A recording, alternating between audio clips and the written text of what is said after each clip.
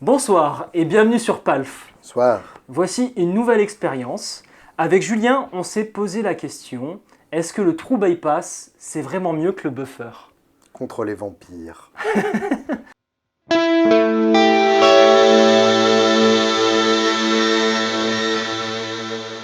La question se pose donc, on nous a vendu le True Bypass comme le sommet... Le True Bypass. Le True Bypass, le D'accord. bypass du trou, D'accord. comme le sommet de la pureté sonore. Oui. Et effectivement, le nom est attirant. True Bypass, True. c'est Genre, vraiment c'est la true, vérité. c'est vrai. On est dans le On est vrai. dedans.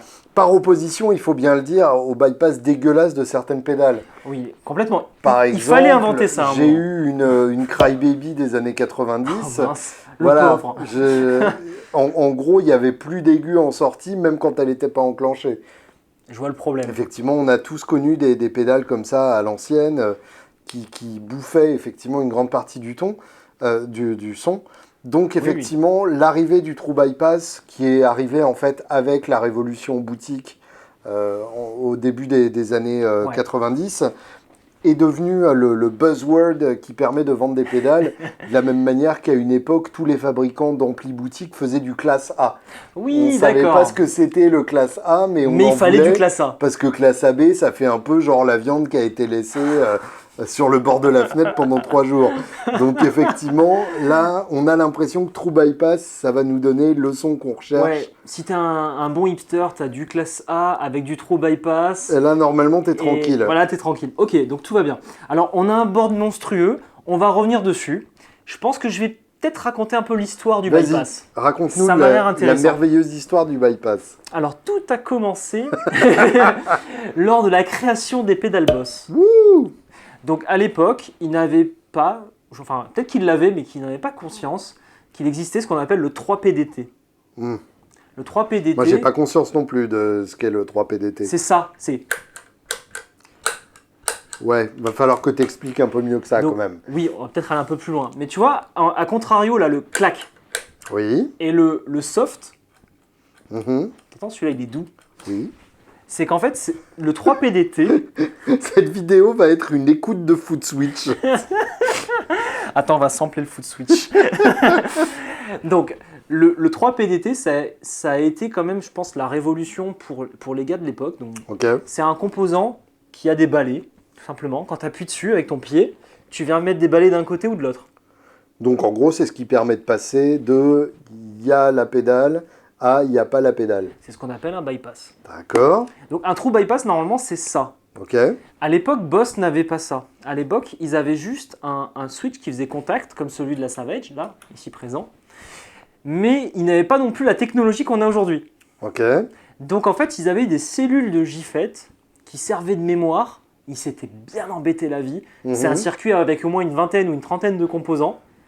Rien que pour le bypass. Rien que pour le bypass. Waouh. Donc D'accord. à chaque fois, on leur casse du sucre sur le dos en leur disant « Les gars, votre switch, c'est n'importe quoi ». Mais quand même, à l'époque, ils s'étaient bien embêtés pour faire ça. Est-ce que c'est ça qu'on appelle le relais? Non, le relais, Ah. c'est ce qu'il y a dans la Savage. On va y venir. D'accord. C'est ce qu'on appelle le JFET bypass. D'accord. C'est ce qu'utilisaient Ibanez, Boss et tous les premiers pionniers de la pédale d'effet. Et ça, par contre, l'avantage, c'est que ça fait pas de bruit. Sur Ça la dépend ce Boss, que en tout cas, ça t'appelles fait pas de bruit. C'est quel bruit Bah, t'en- ça fait pas POC quand on l'acclame. Alors, Quand on l'acclame. quand on l'acclame, Quand ouais. on l'enclenche. Alors, le POC, c'est encore une autre histoire, hein, on va y venir. Pardon. Mais c'est vrai que c'était bien fait, c'était bien réfléchi. Le problème de ce JFET bypass, Mhm. c'est que le son passait toujours dans un buffer. D'accord. Ton son était obligé de rentrer dans le circuit pour ensuite qu'on l'aiguille entre tu vas filer au buffer de sortie ou tu rentres dans l'effet. Alors, buffer, qu'est-ce que c'est? Alors buffer, c'est tout simplement un circuit électronique qui va jouer avec les impédances. Ok. Donc les impédances en électronique, c'est ce qui permet en gros d'adapter le signal pour qu'il rentre de la bonne manière dans l'effet et qu'il en ressorte aussi de la bonne manière. Je vois. En gros, c'est le passe-droit de la pédale d'effet. C'est Voilà. le passeport, hein, je vois. C'est ça. Ok. Et donc, dans une pédale, tu es obligé de mettre un buffer. Dans toutes les pédales, il y en a un à l'entrée. Donc, ce que tu veux dire, c'est que dans les vieilles Boss, même quand la pédale n'est pas enclenchée, tu passes quand même par un petit circuit dans la pédale. Tu es obligé. D'accord. C'est à cause de ce switcher en JFET. En fait, tu rentres dans ce buffer Et ensuite, tu as le JFET qui fait barrière, Ouais, qui te d'accord. dit va dans l'effet ou barre-toi. Très bien, d'accord. Donc ça, c'est ce qui était fait à l'époque. Donc, si tu n'en avais qu'une seule de boss, au final, c'est bien, Mhm. parce qu'un buffer, on va en parler, ça peut te sauver. Ouais, Donc, si tu avais juste une pédale boss devant ton ampli, et ben finalement, tu pouvais mettre un câble de 10 mètres et ça roule. oui, d'accord. C'était ça l'idée. Maintenant, le problème, c'est qu'on se retrouve avec des pédalboards assez monstrueux Bien sûr. et on se pose la question de qu'est-ce que ça va engendrer comme problématique. D'accord. Donc, théoriquement, on devrait avoir du bruit. Oui, Et il risque de se passer des choses au niveau des sons, on va en parler. Donc ça, c'était le premier buffer, le premier bypass, pardon. Le suivant a été le true bypass, mhm, à base de 3 PDT. d'accord. Celui-ci. Donc tu là, claques. l'idée, c'est que tu passes pas par le circuit de la pédale quand il n'est pas enclenché. Là, ton jack, si tu es bypassed, comme on dit, il fait in-out, Oui, direct. d'accord. In-out, sans réfléchir, sans poser de questions.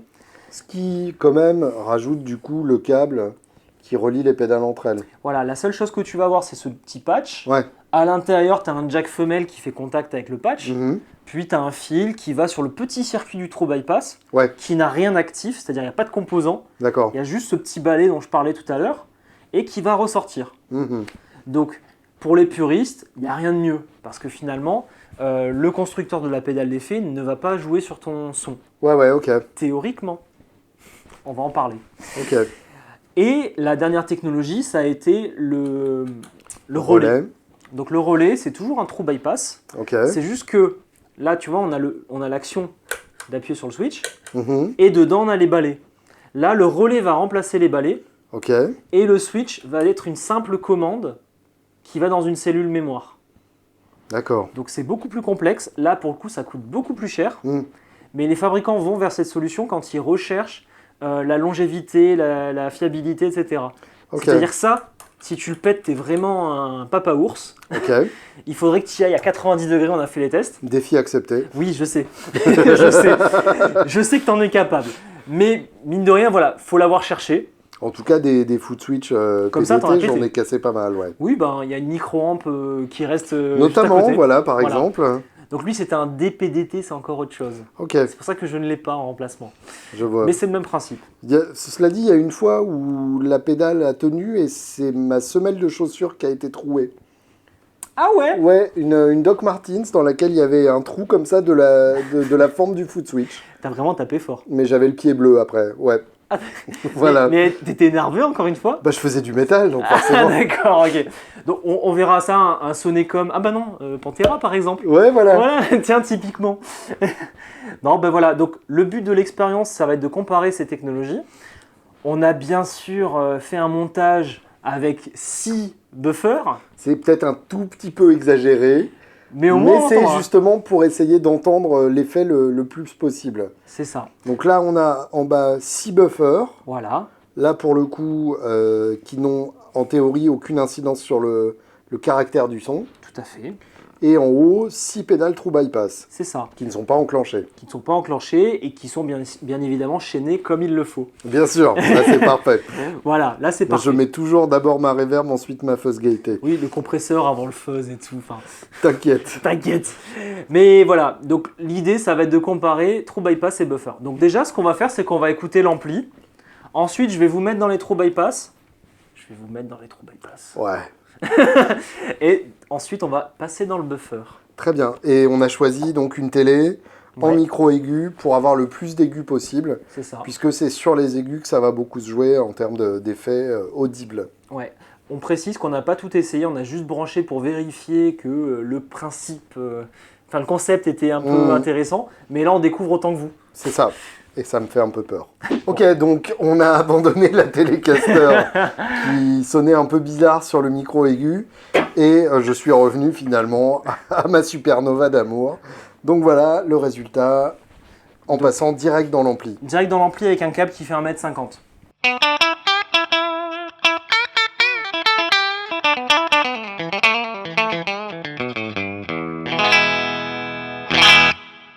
Ok. Là, ça rage.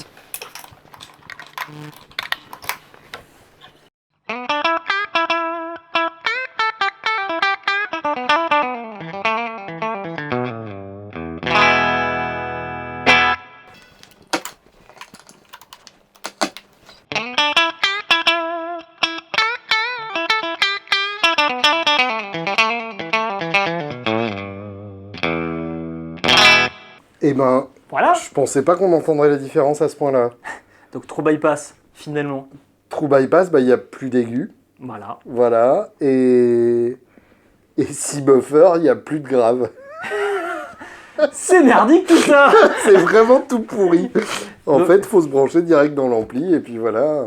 Alors, c'est une Ou solution. trouver un juste milieu, évidemment. Exactement. En fait, ça simule bien le problème qu'on a aujourd'hui à stacker beaucoup trop de pédales. Mhm. Donc ça, c'est ce problème-là. C'est quand même impressionnant, effectivement. C'est impressionnant. Hein. Ouais, Donc tu as très bien résumé le truc. Plus d'aigus et un peu moins de basse. ouais. Oui, c'est moins drastique quand C'est même. moins drastique. Enfin, c'est en tout cas plus agréable à entendre avec C'est les ça. buffers. Tu as perdu un peu de Et à basse, mais jouer. ça va.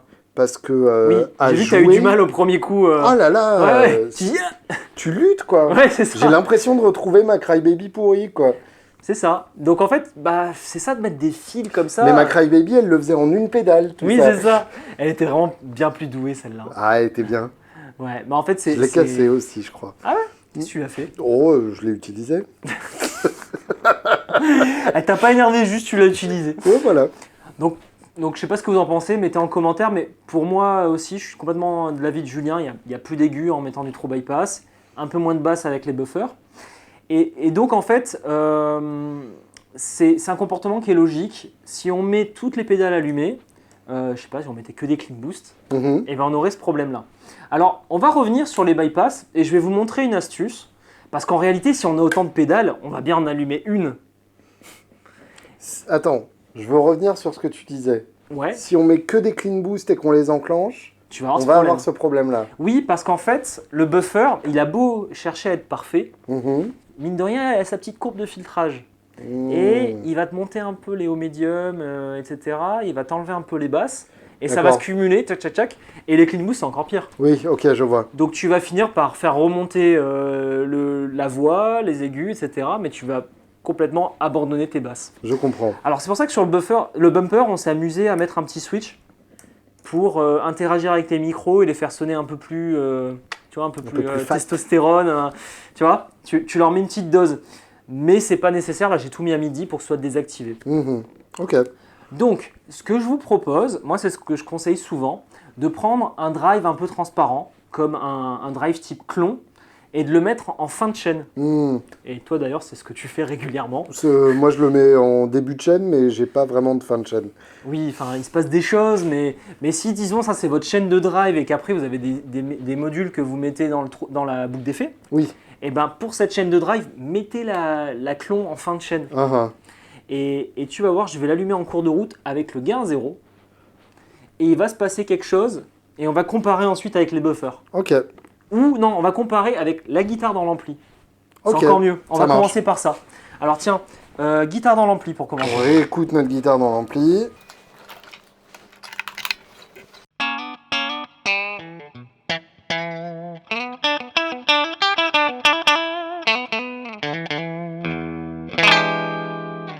Ok. Donc là, aucun effet, juste la guitare dans l'ampli.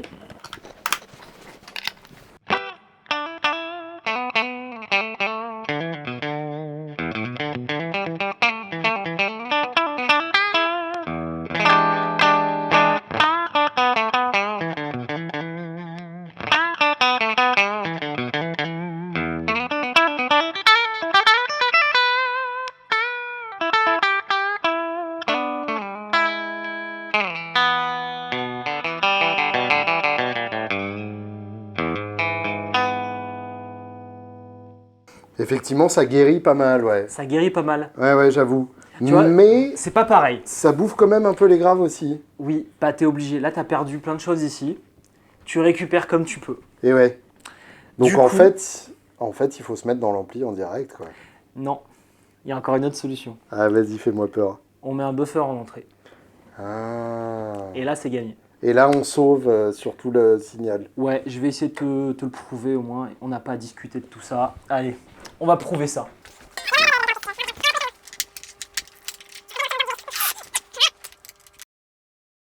Donc, Ok. ce que je viens de faire, c'est on a que du true bypass ici, un buffer en entrée finalement, et la Savage en sortie. On va la laisser allumer, et juste tu vas commencer par nous montrer ta guitare. Ok. Sans l'ampli directement. La voilà. Non. Ok. Fais voir.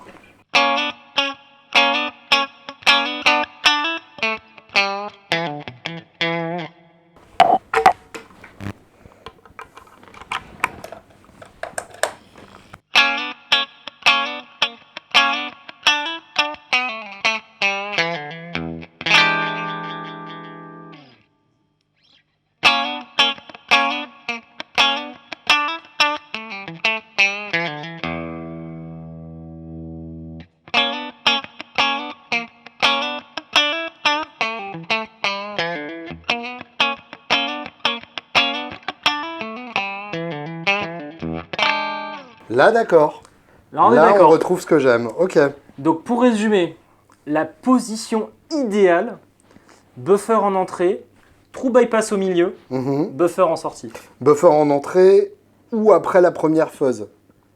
C'est le problème. Parce que si vous avez une fuzz, ça aime pas trop le buffer avant. C'est vrai, ouais. Après, c'est vrai qu'on peut se permettre un trou bypass qui gêne au milieu. Mhm. Enfin, qui gêne au début. Parce que là, ce qui fait qu'on perd des aigus, c'est la succession de trous bypass. Je comprends. Est-ce que ça va s'entendre plus si on met un crunch sur l'ampli? Aucune idée. Essayons. Eh ben on teste alors. Donc là, je suis en direct dans l'ampli, mais en crunch. L'ampli donc, qui est notre Kelt Axel Bauer, vous l'aviez deviné.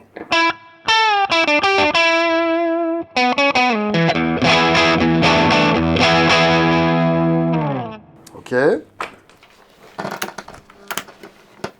On passe par les trous bypass.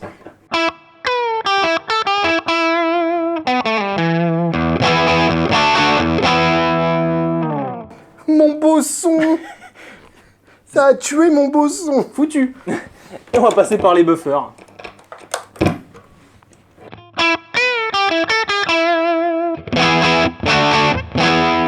C'est toujours pas mon beau son. Il est foutu. Là, on dirait que j'ai un ampli en verre. Ouais, c'est ça. T'as tout cassé, quoi. D'accord, ouais, donc faut pas C'est- déconner avec ça, quoi. C'est ultra sensible. Et c'est souvent ce qui se passe quand on commence à faire des pédalboards nucléaires, qu'on arrive avec 20 pédales et on se dit, bon, bah finalement, ça sonne caca tout ça. Donc, c'est pas de la pignole, en fait. Là, non, on peut pas mettre le jingle. C'est pas l'heure de Non. la pignole. Bon, par contre, on peut mettre l'autre jingle. Oui. Mais attends, on peut avant quand même prouver. Mais je veux faire toute la pédale. Oui, je sais, mais d'abord prouver le montage buffer puis savage dans le contexte saturé. Ok, vas-y. Juste pour finir, ce n'est pas de la pignole. Allez, vas-y, d'accord. Allez.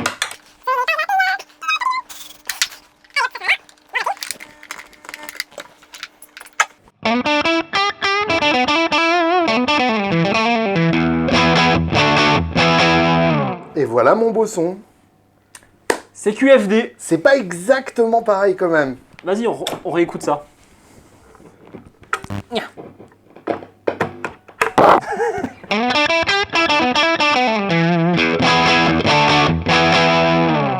Peut-être que ça manque un ch'tuc de volume. Parce Ok, que vas-y, on on réessaye. réessaye. Il y a un truc voodoo là. Il y a un truc voodoo à faire partir.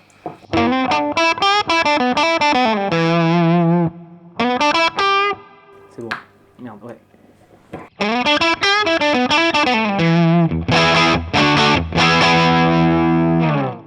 Ok. Ouais. On est à 80-90%, on va Eh dire. ouais, Tu ouais. vois, il manque la pignole justement. Et ouais. Donc, bien sûr, mettez des pédales, c'est cool, mais n'en mettez pas trop. C'est ça. Point trop n'en faut. C'est exactement ça. À part à la fin des épisodes. Toutes les pédales. Toutes les pédales.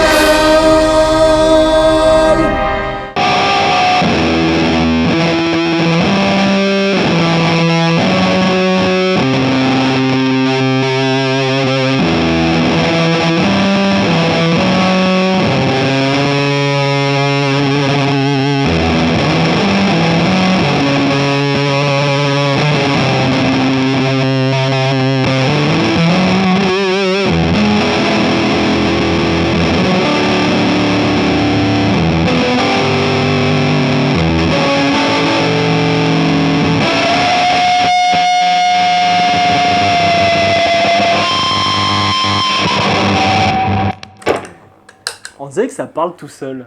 Là, je suis pas sûr que ça conservait tous les aigus.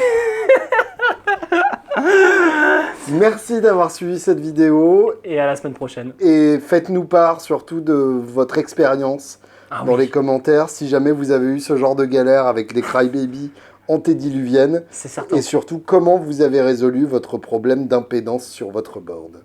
À bientôt. Salut.